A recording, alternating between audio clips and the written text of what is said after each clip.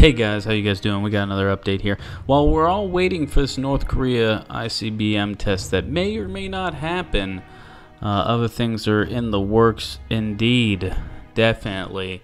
So we've seen the House over the last 24 hours approve sanctions, or a slew of sanctions against countries like North Korea, Russia, and Iran. I want to take a moment here to talk about Iran, okay?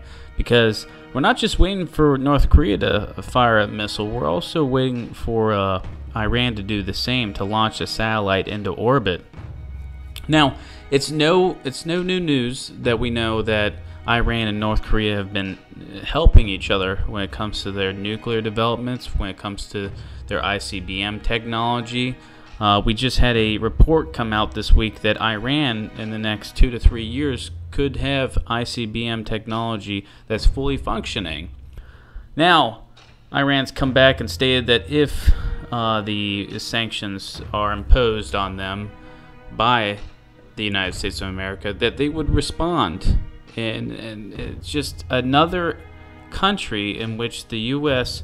is kind of just straining relations. I mean, it's not like we've had good relations with Iran for the past, 20 years or so, if not longer.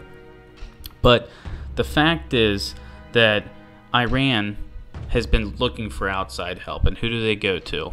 And this is where we're talking about the lines being drawn in the sand, right? Iran and Russia have become pretty close allies. Iran and China, Iran and Syria, and like we just stated before, Iran and North Korea. Now, earlier this week, while in the Strait of Hormuz, we saw a U.S. Navy vessel fire warning shots at an Iranian vessel. And this isn't anything new, guys, all right? This is, just in case you don't know, this has happened in the past, all right? And it's happened a few times in the past. It's definitely something that is becoming a new norm when it comes to U.S. vessels operating in that region.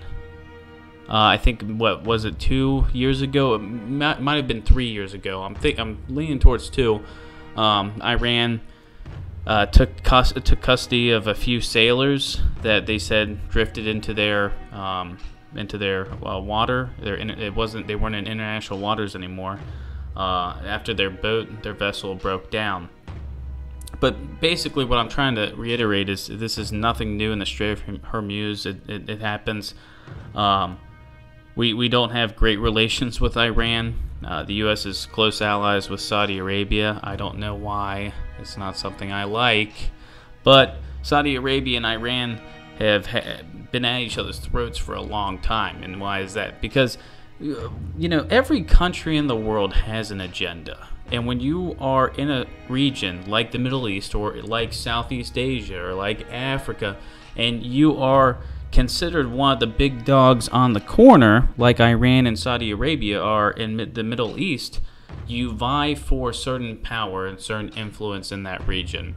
And you sometimes, when you come across two countries like Saudi Arabia and Iran, and they don't see eye to eye, and they both want to be the big dog in the corner, the big man on campus, you see things like proxy wars, which we've seen in Yemen between Saudi Arabia and Iran.